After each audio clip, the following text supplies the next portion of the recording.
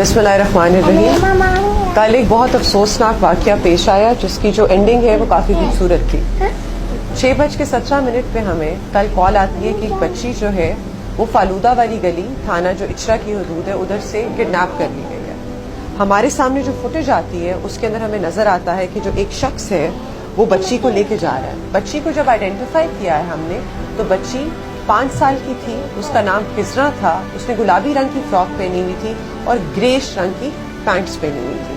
हमारे पास ये initial information होती है, हमारी टीम्स कमांड की जाती हैं बाय SHO जो हैं हमारे एतजाज, हमारे इन्वेस्टिगेशन इंचार्ज जो हैं वो भी अपनी टीम्स को लेके आते हैं, बाकी जो स्पेशलाइज्ड यूनिट्स हैं लाहौर पुलिस के वो भी इस चीज को इंटेरोगेट और इन्वेस्टिगेट करना शुरू हो जाते हैं।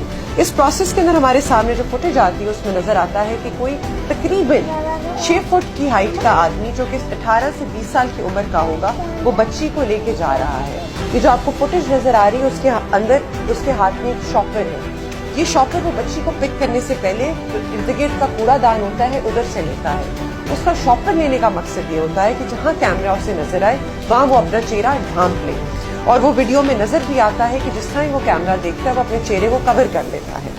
आगे जाके जो हमें फुटेज मिलती है जो कि अनफॉर्चुनेटली हमारी आखिरी फुटेज थी क्योंकि रात का वक्त होना शुरू हो जाता है, उसके अंदर जो मुलजिम है वो बच्ची को फिरोजपुर रोड के ऊपर लेके आता है और बाद में बच्ची को गोद में उठा लेता है। उसके बाद फिर हमारी असल ह्यूमन इंटेलिजेंस की बेसिस के ऊपर इन्वेस्टिगेशन स्टार्ट होती है।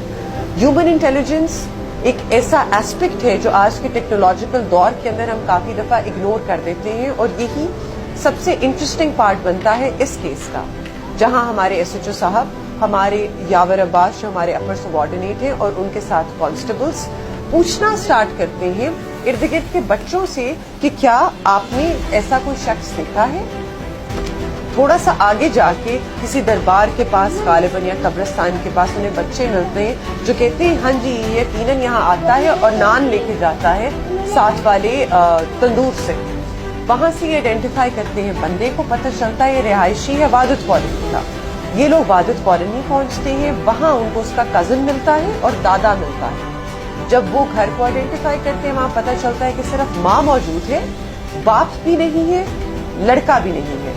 जब माँ से हम इनिशियली पूछते हैं तो वो सारी चीज डिनाई कर देती है कि उसे कुछ नहीं पता और कहती है वो अल्लाह लोग है, और वो ज्यादातर इसी तरह गायब हो जाता है। अब इस टाइम पे हमें ये है कि हमारे 8 घंटे जो गोल्डन पीरियड जिसको कहते हैं वो गुजर चुका है। बच्ची को वो जानी नुकसान भी पहुंचा सकता है। रात के 12 गालिबन 11-12 का टाइम है, और क्योंकि सर्दियों की रातें शुरू हो गई हैं तो दुकानें भी नहीं खुली होंगी जिधर से हम बाकी कैमरास देख सकें। ह्यूमन इंटेलिजेंस की बेसिस के ऊपर बाद में कॉल आती है कि भाटी गेट के अंदर एक बच्ची जो है वो रिकवर हुई है।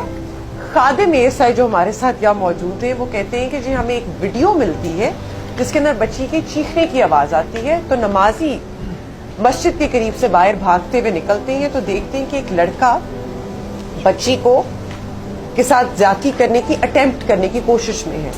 तो वो इस बच्चे को, लड़के को जो हमारा एक्यूज्ड है, और बच्ची को हैंड ओवर कर देते हैं भाटी गेट। क्योंकि रात ज्यादा हो जाती है तो खादिम ये मुनासिब नहीं समझता कि एक छोटी बच्ची थाने में बैठे, तो वो एक बहुत मुहज्जब आदमी जो है मोहल्ले के, जो 22 वहां के गालिबन चेयरमैन है, उनको बच्ची हैंड ओवर कर देते हैं। उनकी बेगम के पास ये सेफ कस्टडी में होती है, मुलजिम उनका थाने में मौजूद होता है। उतनी देर में SHO साहब, उनकी टीम और हम पहुंचते हैं भाटी गेट थाना।